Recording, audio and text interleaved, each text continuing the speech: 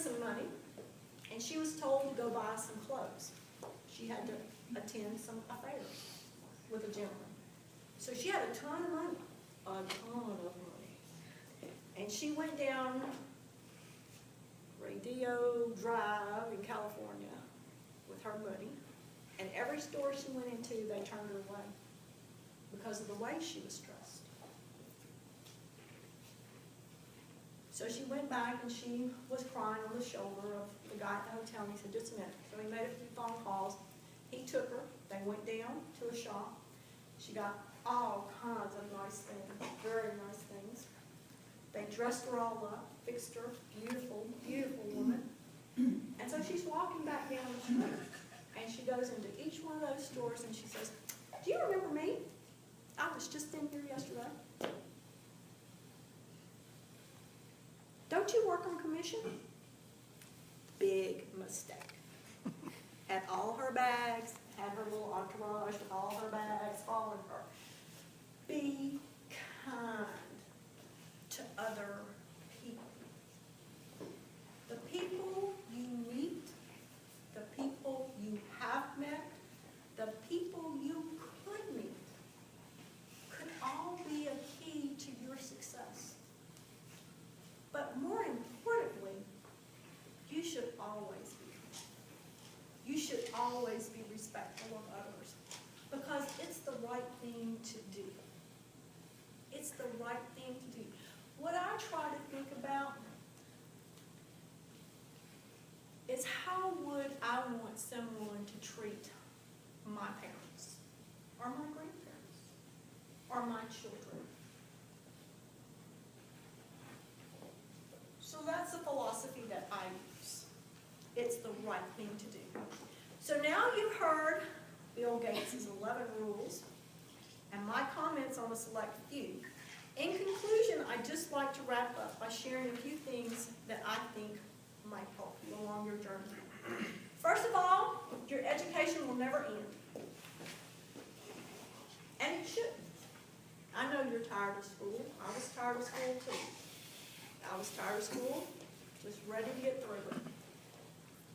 But life is going to offer you opportunities. And as your life changes and as your career objectives change, you are going to be required to retool yourself, to add some more knowledge to your toolbox, to enhance your skill set. So be willing to embrace those. Many of you will have to get a master's degree. You'll find out that you can't make it out there without a master's degree. You've got to be ready. Sometimes it's as simple as just taking a few courses. Maybe your boss calls you and you've just finished that master's degree and they say, guess what? There's a certificate program and I think that you need to go and do that. So I've signed you up and I paid for it. Go do it. Okay? So be ready to embrace those opportunities to improve yourself, your skills, and your knowledge. Second, focus on what is good for you and your life, which many times means helping other people be successful. Because when you help other people be successful, then you're going to be successful. Prime example, several years ago on the Channel 3 News out of Shreveport, they did a little special at Christmas time about a cabinet maker in East Texas. And they had actually exceeded their production quota. That man went out and bought everybody a brand new car for Christmas. Then the next year, maybe it was 2 years after that, the same company was on the show, and they had given all the employees $10,000. Think about this. There was a company that the managers could call home and say, I'm going to be late, honey. I'm not going to be there on time. If they needed supplies to do their job, they could just walk into a supply room and get them and go do their job. But the guys on the line had to go to a payphone and call and say, hey, honey, I'm not going to be able to make it home. And if they needed supplies, they had to go to a a person and say, hey, I need these supplies to do my job. And productivity was down. Absenteeism was at a high rate. Some guy came in and said, hey, why are we doing this? These guys know what they need to get the job done. Let them do it. Guess what happened? Productivity went up. Absenteeism down. Trust the people you have. Trust the people you have. And finally, be humble. A successful person does not always have the answers. Don't be afraid to ask for help. Don't be afraid to ask for help. I don't know how to do this. Can you show me how? Just don't say, I can't. I don't know how to do this. Show me how to do this. If you make a mistake, own it. Analyze it. And most importantly, don't repeat it again. Think about that. So often, you hurt somebody's feelings and you say, I'm sorry. But then 2 or 3 weeks later, you do the same thing. Are you truly sorry? Probably not. You have repeated it again. Are you sorry?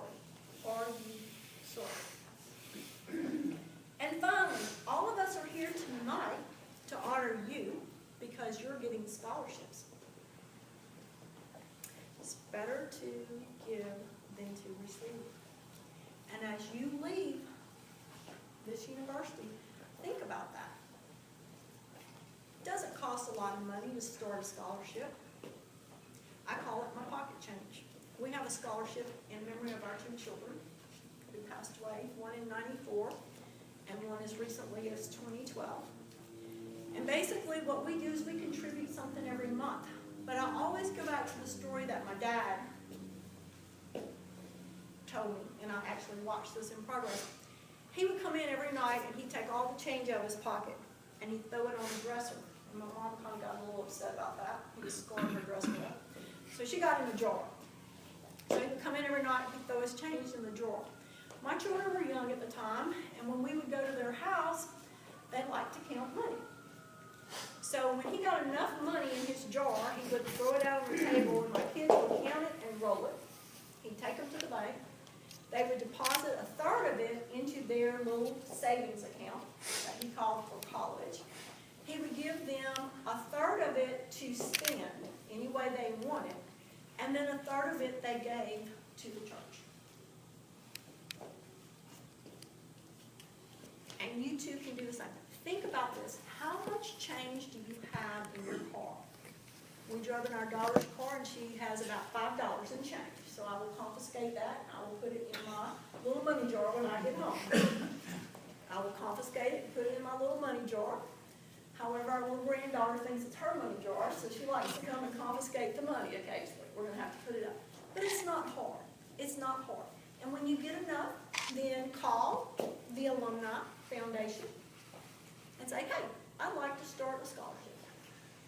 And start your little deposit. And you would be surprised at how quickly that money will build up if you do it on a monthly basis. And a lot of times you don't think you have it, but you will. $10, $25. And you'll have a nice little scholarship.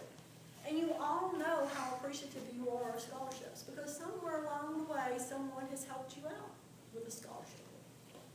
So you give back too. I hope that you enjoy your ride along the highway of life. Thank you so much.